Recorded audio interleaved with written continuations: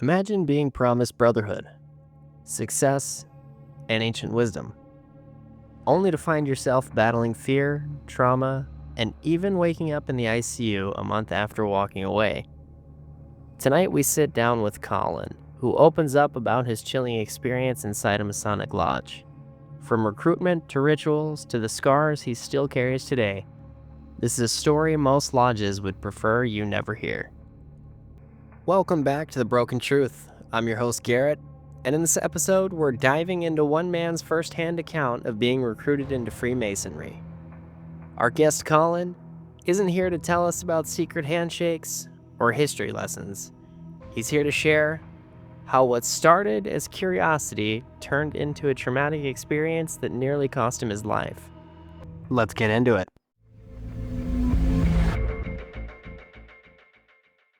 Our special guest today is not only a believer who's patiently awaiting the return of Jesus Christ, but he's also a disabled veteran of our United States Coast Guard.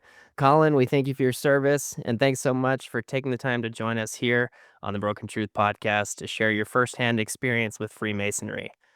Before we get started and get into the lodge experience, can you share a little bit about your background and what life looked like before Freemasonry entered the picture? Sure. So thank you, Garrett, for letting me come on board. I was born and raised in Southern California, in San Diego, and I was born into what is typically known as a traditional family, where my dad went to work and mom was home with myself and two older sisters. So I'm the youngest of three kids in the family. And, I grew up going to church with mom and dad when he was home, and, we kinda hopped around from church to church, throughout my youth, where we started out in one congregation and then went to a Lutheran church where I went through my confirmation as a young man and believer in faith in Jesus Christ. And then, growing up, fast forward to when I'm 16, getting my driver's license and trying to figure out my place in the world.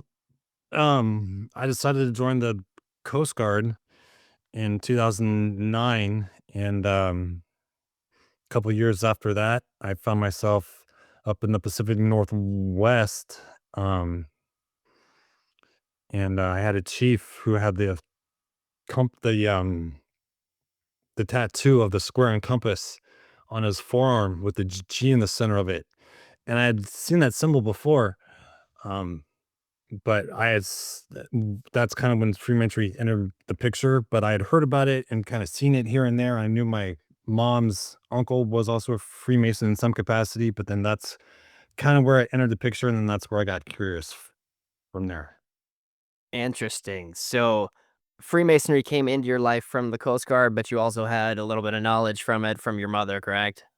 Well, I had a idea, and I have seen, you go into every city and every town across the country, there's a Masonic lodge in there's going to be a Masonic lodge in every town across the globe, right? And so I was always curious about it, and then when I knew the symbol from the lodge outside, and then I saw the tattoo on his arm, and it was a chief I worked for in the military, and then, yeah, it went from there. So that's how it all began, is you have to ask one to become one, essentially, and he had it tattooed on his arm, and I asked him about it, so. Interesting. So, you already had the curiosity, and obviously it's in the foundations of our history here in the United States. Yeah. So you didn't necessarily seek it out. You were curious about it. You saw it on his arm and you just asked. Yeah. Yeah, and, I was like, "Hey, chief, tell me about your compass." I said, "Those are the Masons, right?" He goes, "Yeah." I said, "Can you tell me about it?" He goes, "Well, we're a society with secrets." I said, "Okay, I've heard that." We laughed, and we talked about this. We're underway. We were on the small boat, and we're out doing training and getting our underway hours, and just the chief, myself, and one other crewman. It was a three of us underway, and we started talking about it, and he's like, "Oh, it's a fraternity about making good men better, or making men better men." So, oh, so this is a fraternity with secrets. He goes, Pretty much, yeah." I said, "So what's the catch to it? What do you have to do to join?" He's like, "Well, you have to believe in a supreme power." And I said, "Well, there's only one." I said, "That's Jesus Christ." And he's like, "Well, you could choose that if you want." I said, "Well, there's only one." Like my whole life, I was always thought that there's God, the Father, and then Jesus Christ, the Son, which is God who came down to this earth himself in the form of a man when, we killed him for it, you know? And so I asked him about it, and he says about making good men better men. And I went from there. And yeah, so Interesting. It seems like such a simple concept yeah, for all yeah. the details and the hidden mystery and secrets that we really know to be true. So what was that recruitment process like? Was it the chief that invited you, or were you promised or led to believe something else? Um, I asked the chief, I was like, "Can I join?" And he goes, "Sure." And so he's like, "But before you do, you got to come to the lodge and meet the guys on a Saturday." And so me and the other crew member I was underway with, we all went with the chief a couple weeks or a month or so later on a Saturday weekend to the lodge to have breakfast with all the guys and to just chat and just see who we are. And we go and have breakfast at the lodge, and I check it out, and there's bookcases and stuff around it. We didn't go into the main kind of sanctuary or audit the main asylum, if you will.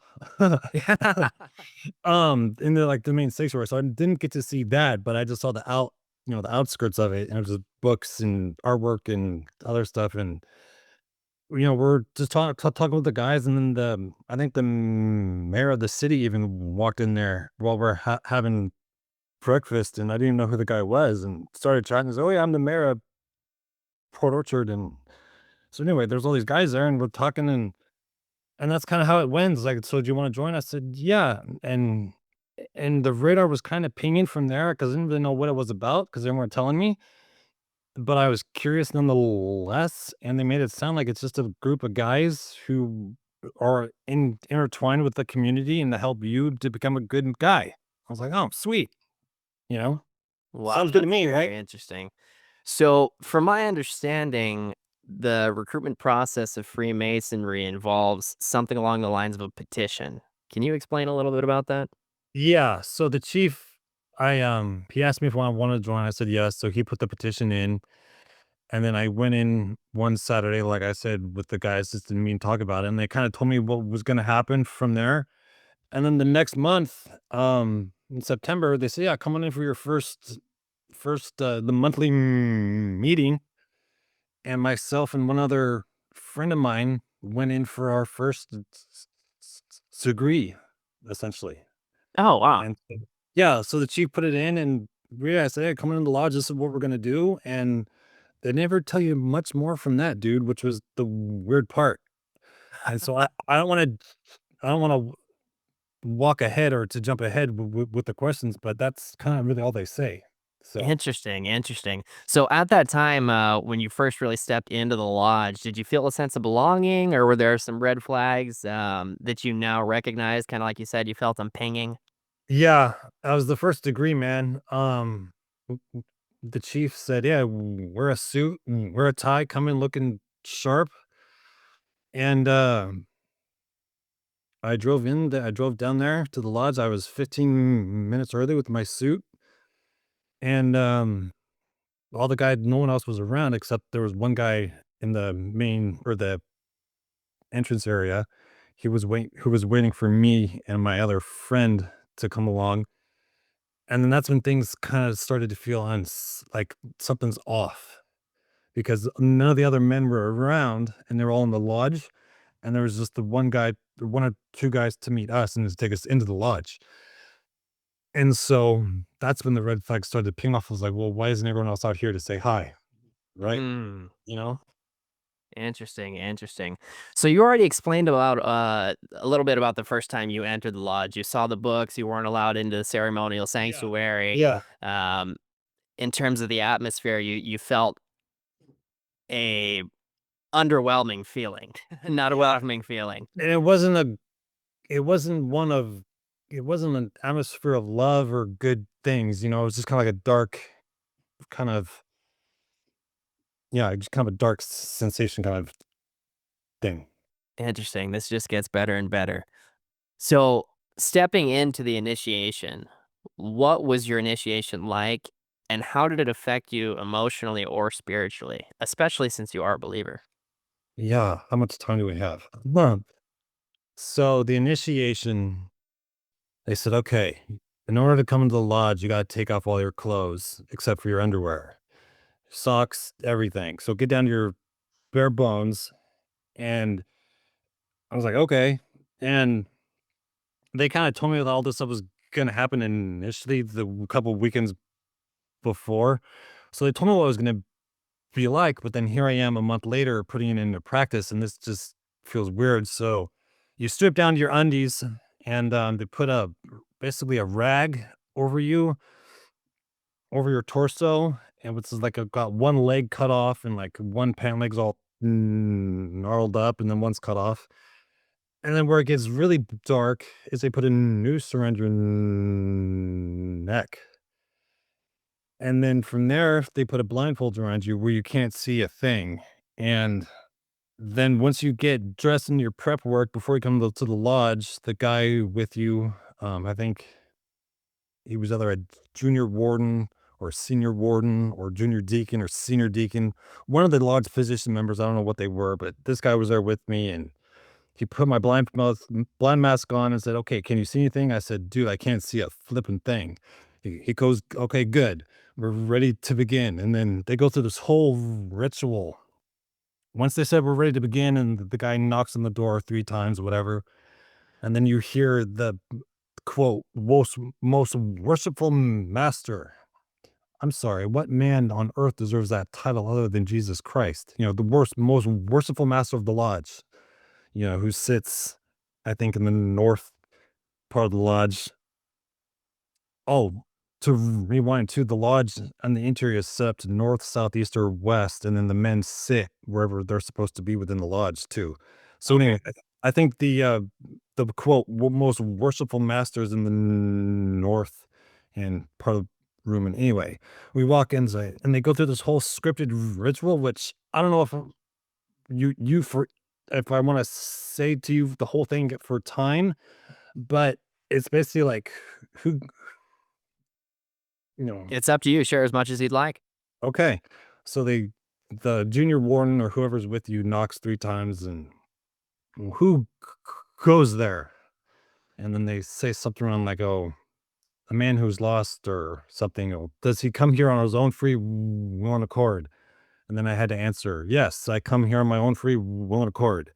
And then the ward or the guy in the lodge says, "Do you seek light or something?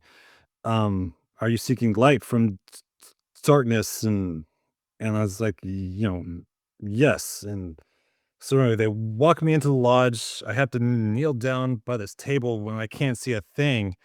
And then they're talking about this whole script and how you are coming out of darkness into the light and how you are seeking wisdom. And where it took a turn, man, is when they took the blindfolds off.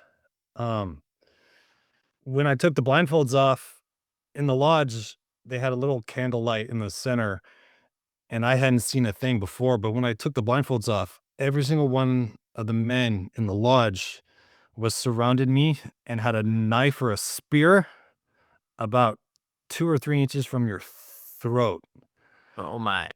And that's when I looked at my chief and I just wanted to say, "Whoa, dude, hang on here. Training timeout, bro. Fucking let's stop right here." I wanted to say it, but then I was so damn afraid of, like, calling it quits that they would kill me just for leaving, right? And so I just played it cool and said what I had to say and did what I had to do to get out of there alive. And what it ultimately was, man, is I had to swear this oath of either murder or death should I ever reveal anything to anyone. And I'm sorry, that is not of God or of good works.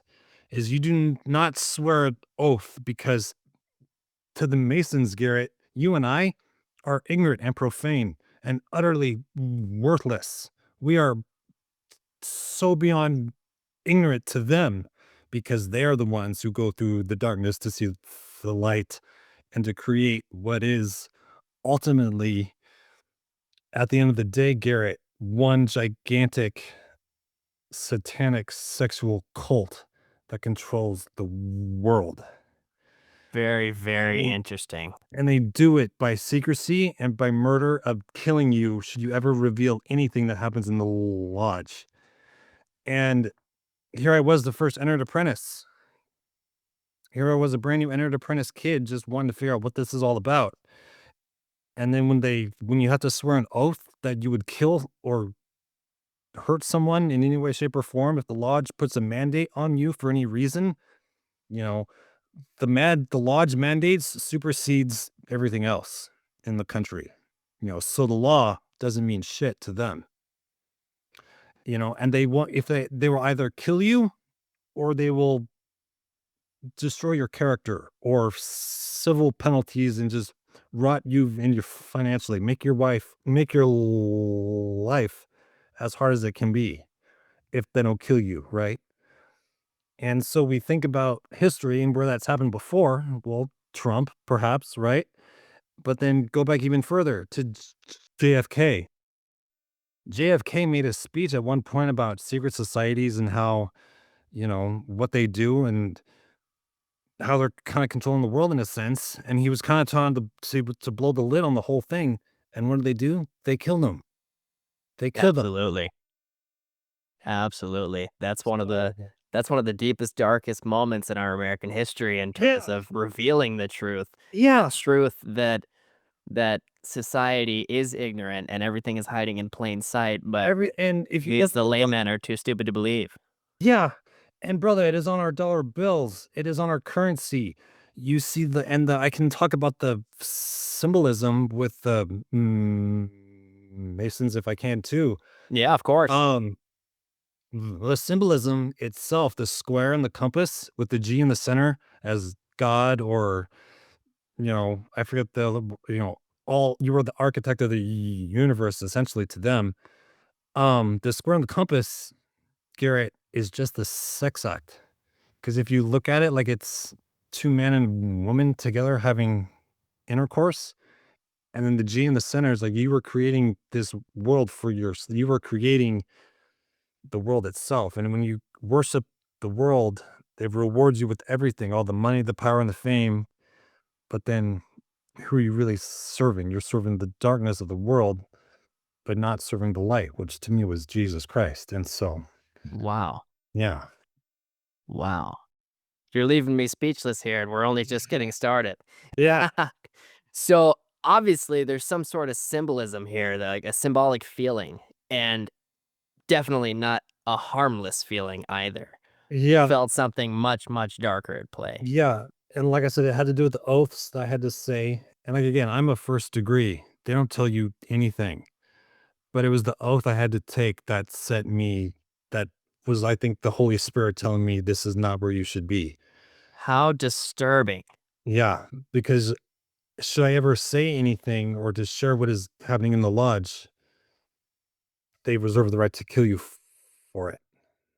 And just to give our listeners a little bit of backstory here, the Masons do have what we commonly know as 33 degrees, and the 33rd being the top secret for the most supreme beings in our So land. correct. Yeah, and to them, and what's also interesting too, Garrett, is after I joined the lodge and then when I was taken away from a topic we haven't yet talked about, but it wasn't until after I left the lodge that I saw a video of a man telling his story as a testimony, doing the same thing. And I can email it to you and provide it for your listeners too, but he tells you everything, and he leaves no room for doubt. And it's truly remarkable about what the Masons are, what they're doing, and what they're planning on doing to this world. I would love for you to share that with me, and I'll link it in the video description for this podcast. Okay. So, at what point did things cross the line from curiosity into trauma for you? So they were kind of two different events. Obviously I had a little bit of trauma in the first, my first time there because I just wanted to see what I had to see just to get out there alive, right? So that was a little bit of a trauma, but then things didn't change until exactly a month after. 30 days after I joined the lodge or I swore those false oaths, I became, well, an entered apprentice.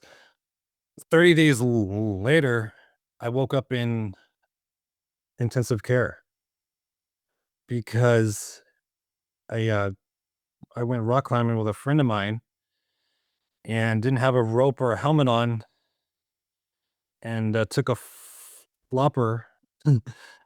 And in some remarkable way, because the two events aren't correlated connected, but I can't help but think if during those 30 days of judgment, you know, what happened to me falling and hitting my head rock climbing in some way wasn't God knocking some sense into me and saying, hey, you swore something that goes against my word, right? I'm going to knock some sense into you. And that's kind of when the trauma started, is when I had my severe traumatic head injury a month after my Wow. first degree. So, That is really interesting.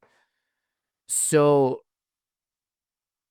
at some point, you realized this was more than just a social fraternity. There's something yeah, much more deeper and darker yep, here at play. yep, And obviously, from the moment you started, you wanted a way out. You were done. yeah. uh, how did the other members react when you were uncomfortable or hesitant to this? I honestly, Garrett, don't think any of the other men knew because I put up a cool front, um, that I was calm, cool, and collected in the lodge, and I played it cool essentially, and then a month later I was gone. Wow. So you felt pressured, trapped, and absolutely threatened if you didn't comply with all of these. Yeah, with the oaths and what I had to say the first time there, and then once I did, I never went back because I knew in myself that was something or a fraternity I wanted no part of because as a man of Jesus, one of the commandments is thou shalt not murder, right? Absolutely. You shall Absolutely. it's one of I think it's number 3. Yeah, you shall love the Lord your God with all your heart, soul, and mind. You shall have no other gods before me. You shall love your neighbor as yourself, and you shall not murder. And I knew that any fraternity that has that as a part of being accepted as a membership, I want no part of. So, Wow. Wow. You got me speechless over here, Colin. This is such a beautiful interview. Thanks again for sharing your story. thank you for the opportunity, Garrett. No, absolutely. Absolutely. So, what ultimately led you to quit or walk away from the lodge? Because was your first interaction with this and your initiation process and your first degree the breaking point for you, or was there more? Um, I guess the degree it kind of lit a spark of curiosity because even though I was afraid when it was happening, I was just kind of curious to see what it was all about. And then I would leave whenever I wanted to leave on my own free will. So I didn't necessarily quit on my own terms or their own terms. I simply left because I woke up in, in intensive care a month after with 2 separate events. They're not directly related. And so that Interesting. So, did you step into the lodge or participate in any other congregation meetings after your first initiation? um I think I had my first one. Yeah, I think I had my first monthly meeting after, and then 1 or 2 days later is when I got hurt. Interesting. Yeah. Interesting. So you briefly touched on this, Colin, but one of the most shocking parts of your story is that a month after leaving, you ended up in the ICU. Can you walk us through a little bit more detail in regard to what happened and if you do believe that it was connected to your time in the lodge? Sure. So a month, a month after having my first initiation, I found myself in intensive care after going rock climbing with a real good friend of mine from work. Um, and we went out to the small little crag, and I don't remember the circumstances. Either I was either free solo climbing, which is high enough to fall without a rope, or climbing without a rope, or I was bouldering. I was probably free solo climbing, but it was something easy and probably something I could have done. And for whatever reason, I didn't have my helmet on, and I slipped and I fell. And I put my poor friend through some trauma, trying to get me taken care of and out of there. And so, Interesting. I know you briefly touched on this earlier. You mentioned that you believe it was a sign from God to stop this nonsense. yeah, and but see, Gary, it wasn't until a couple of years after, because I got my first degree in initiation was in 2014, and then it wasn't until I think 2021, or right during the COVID thing, is that I saw this another testimony video from a guy that I'll share the link to, and then he just flips the whole lid on it, and that's when I connected the dots. I was like, "Oh, wait a minute. The 33rd degree is that Lucifer is light and that he is the light of this world and that the evil is basically God, essentially."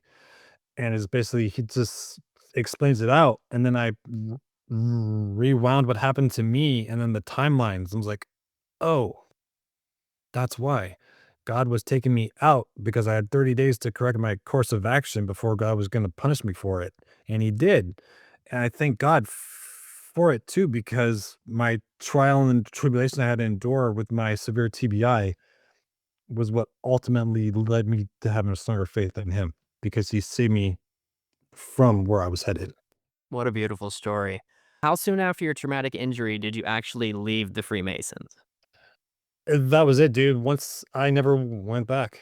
Um, Interesting. So yeah. after you left, did you face any backlash, whether that was social, professional, or even threats? Uh, Not really, man, because I was so low on their totem pole. I was so low on their priority list of people, you know? I ended up working for a guy after I went back into the military and got found fit for service. I ended up working with another Mason, who ended up actually kicking me out of the military, but it wasn't necessarily kicking me out. He got me medically retired in a manner of which I could have avoided if he did it the proper way.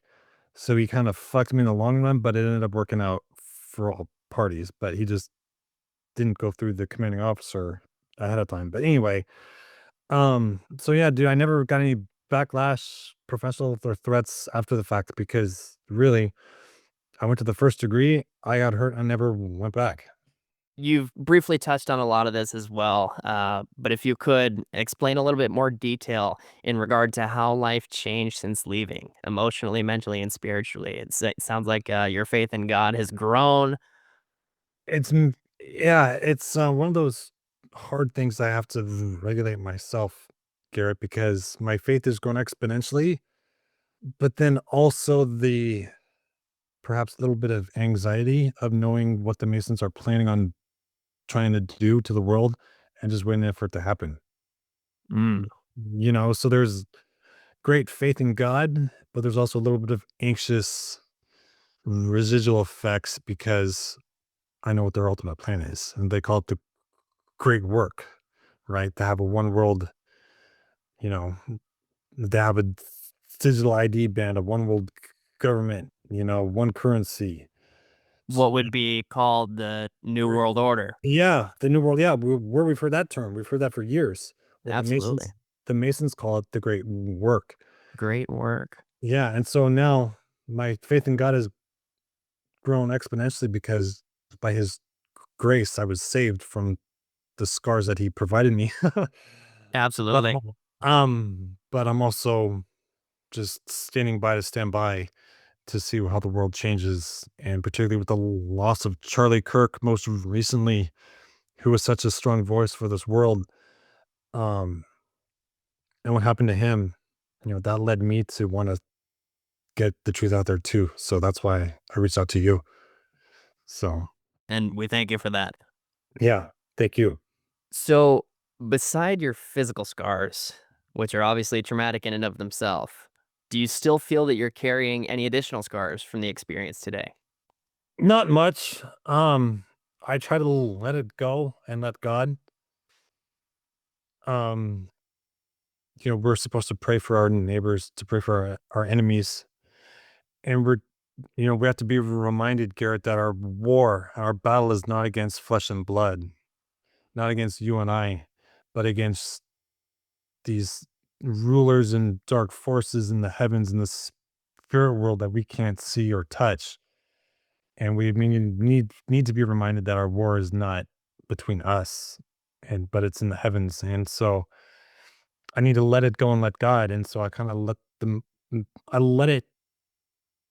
I learn from my experience, and I carry it with me, but I don't let it weigh me down because I know my strength is far superior. My strength in God is far superior than what the Masons ever did to me.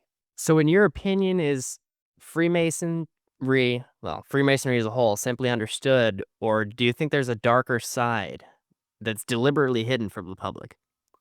I believe there's a darker side that is deliberately hidden from the public, and it's misunderstood because, well, Masons, brother, they do good things for the community. They have churches or community centers. They put in a lot of money and time into the community in some way, right?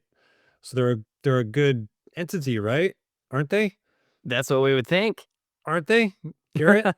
But then who's the follower of all lies, right? We have to think about that. It's kind of a lie that they put up where they do the good in the front, but then what they do is worship the darkness inside behind closed doors, and they hide it from the public. And it is ultimately, like I said, the square and compass is just the act of sex and to create the own world in their own image. No, you were created in God's own image. So it's definitely a dark side to it, and that's why they hide it. Because why would they want you to know the truth? That they run the money, they control everything? No, you're stupid. Shut up, Garrett. You're ignorant. You ignorant You're scum. ignorant. You're ignorant and profane. Shut up, Garrett. That's why it's misunderstood is because you and I are dumb to them. Wow. So if someone's today is being courted or recruited by a lodge, what advice would you give them? I would say to walk away, man, because you cannot serve two masters. You know, um, I would, I would just say walk away. Um, to learn more about it and to learn the truth of it, which is why I'm hopefully, why we're having this podcast is so people can learn the truth of it. But if they're interested or not, I would say just walk away. Absolutely. And to give you a little bit of backstory, Colin, as well as our listeners, the goal of this podcast is to absolutely expose the truth. And because there's two concepts here behind control, one being influence and one being fear.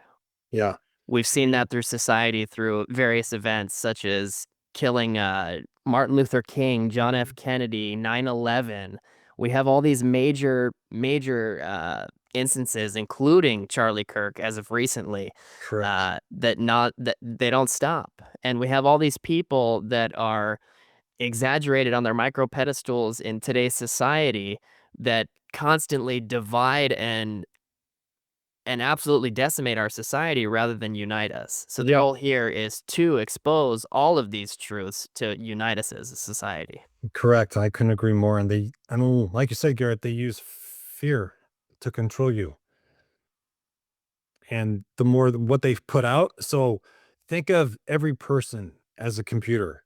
So if you put garbage out or you put garbage into that computer, you're going to get garbage results out of it, right? So what is the media? Who controls the media? The Masons.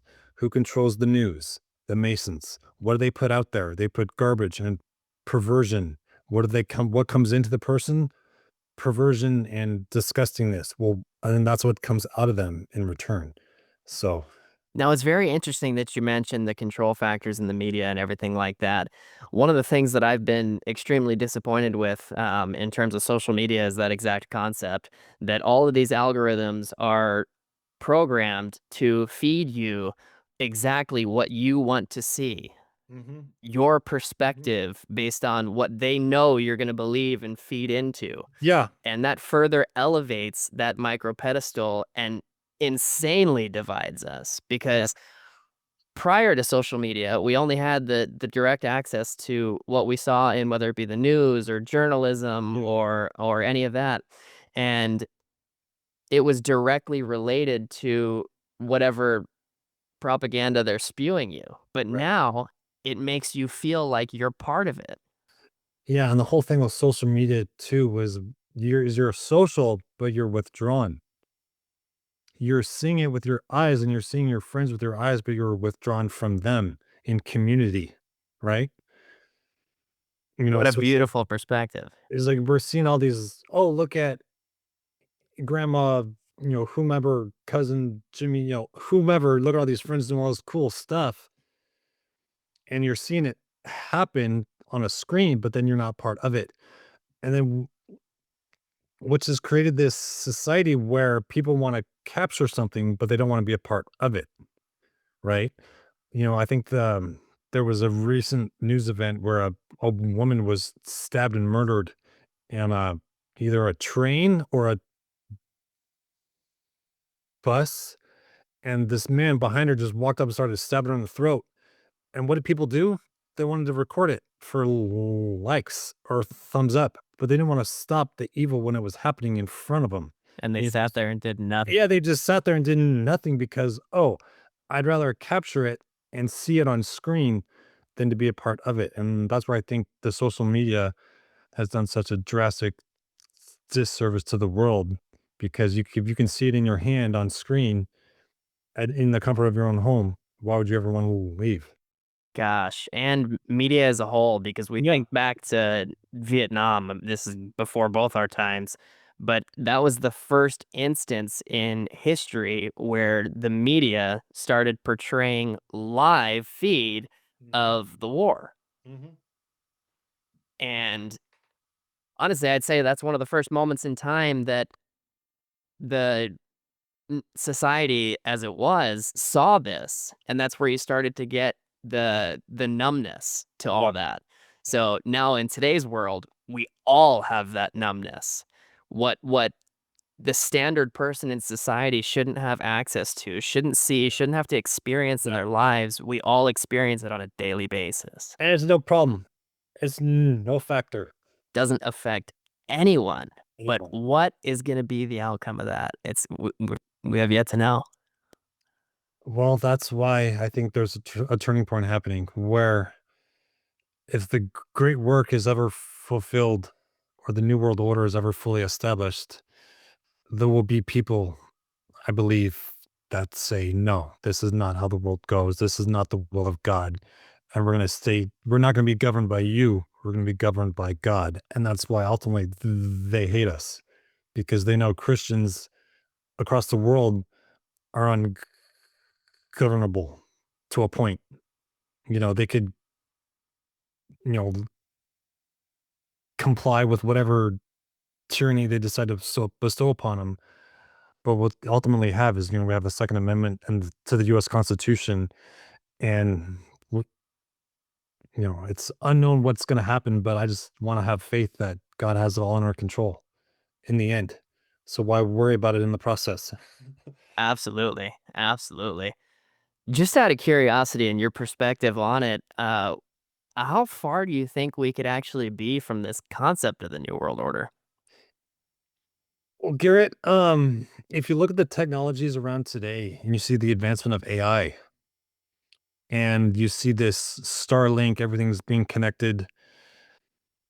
I think we're a lot closer than a lot of people want to think, because it would just take one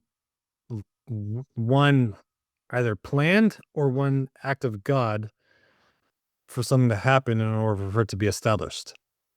It would take one gigantic planned event or an act of God for it to happen. And if the man, the created planned systemic in a point causes it, I believe the UK is already trying to establish the digital ID, where you cannot work or cannot do anything without a digital ID. They are, and they are absolutely enraged about it if you've Yeah. seen it on social media. You have, yeah, and people protesting out in droves and by the hundreds of thousands. And it's all written in the Bible. It's in Revelation that there will come a time when you cannot buy, sell, trade, do anything financially unless you have the mark, you know? And we see this happening, or that we see it being born, I guess you could say the birthing pains of it are already happening here and now. Wow. So since you would relate to this directly, since you are a believer, and you did mention the concept of revelation being the mark of the beast, right? Um, this reminds me of the Genesis story with the account with the flood. Mhm. Because in the days of Noah, it will be like it's in the Bible, brother. Matthew 24, perhaps the signs of the age, where it will be like the days of Noah, where no man, men and women are marrying, eating, drinking, and enjoying life. But then all of a sudden it started to rain, and the flood opened the earth opened up from the waters.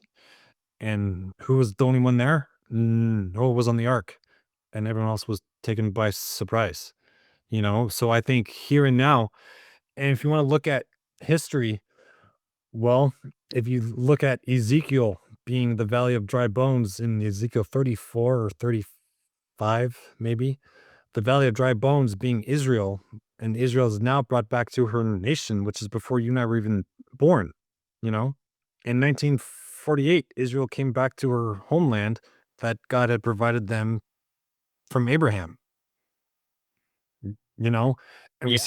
we see all this anti-Semitism and hatred towards Israel.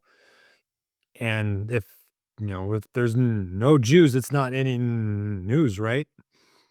Well, I think, brother, because Israel is regathered, and it says a prophecy that in the last time, the end of times, Israel will be regathered to her nation. Well, brother, that happened 80 years ago. And then here we are after the fact, and it's only gotten worse. I'd like to think our redemption is very close. Interesting, interesting. And we've even seen it from the beginning of time with Yeah, all of the different yeah, mythological beliefs and the actual religious doctrine as well, yeah, in regard to all these accounts. And it's very interesting to see that history has not necessarily repeated itself, but continued down the same path and only gotten worse with our direct access to everything. yeah. And like I said, the technology is here to have revelation come to pass where no man, woman, weak, poor, rich, slave, anyone cannot buy, sell, or trade money without having the mark. And what would that be? It would be the mark of the beast. And it was, we're seeing that happening here and now. Wow. What a deep, disturbing concept. Yeah. But that's why you should take faith and to know that your redemption draws near. And to ultimately, if there is ever thing to be defiant towards, I never call for violence, but in scripture, you know, there are people who will be killed because they refuse to take the mark, you know? And for me, I'd rather be killed for God refusing something in his word that he says not to do, because if I die for his name's sake, my life will not be lost. It will be found in him. Absolutely. Uh, Just like Charlie said, he's like, I want to be remembered for my courageous faith in God. And I would like everyone to hopefully experience and have within themselves the very same thing. Those are beautiful statements to leave with the listeners. So, if you had to sum up your entire Masonic experience in one word, what would it be? If I had to sum up my entire Masonic experience in one word, it would have to be, man, that's a tough question. Either lost or a lie. I think lost would be my first, would be my one word to describe it is I was lost going into the Masonic Lodge. Interesting. So, given that the one word being lost is something that sticks with you, do you believe that society being lost allows the Freemasons to continue to control, Sure. somehow relating to the ignorance factor? Sure. Interesting. Because they control everything else. They control the money. They control every echelon of government across the entire world. You have to become one.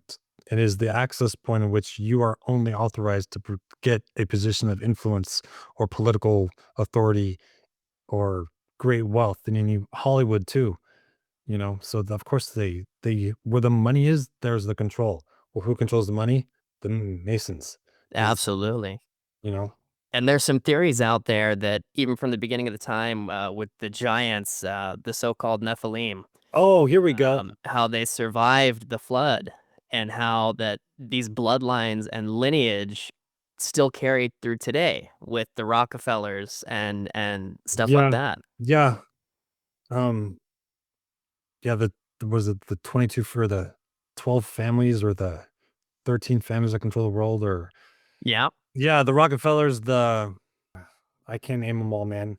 No, no, it's all good. And we don't even have to, but just that whole concept that me personally, I believe that that's part of the doctrine that is being protected in secrecy by the Masons, Yeah. because there's lots of historical evidence to prove that uh, the giants or the Nephilim or whatever you want to refer to them as did survive the flood, and that those were passed down from the hierarchy or Yeah. God Himself, right? Yeah.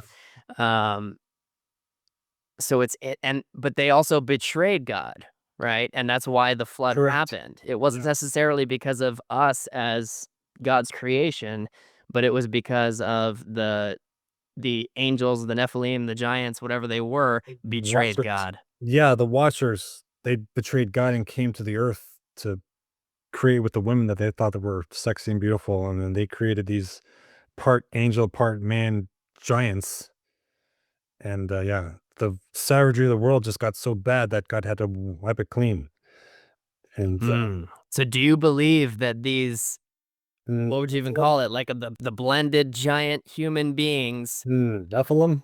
Yeah, the Nephilim. Do you believe that these are the major beings that are controlling our world? So someone like Elon Musk or Yeah, the Rockefellers or whatever, do you believe they yeah, could be directly related to that lineage?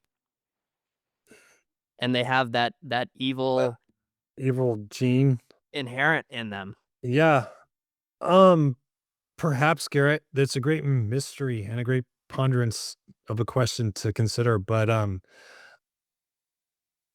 if I were to give you an answer, it wouldn't be factual, Yeah, perhaps of course, of I course. This is but, speculation. yeah, purely I do, purely I do, um, and the more involved people are with the Masonic satanic entities, the more rewarded they are and the more power they have. So if you look at who's most powerful in the world, well, you see they're the ones who practice the most perhaps evil. But Absolutely. Well, finally, Colin, what do you want our listeners to take away from your story?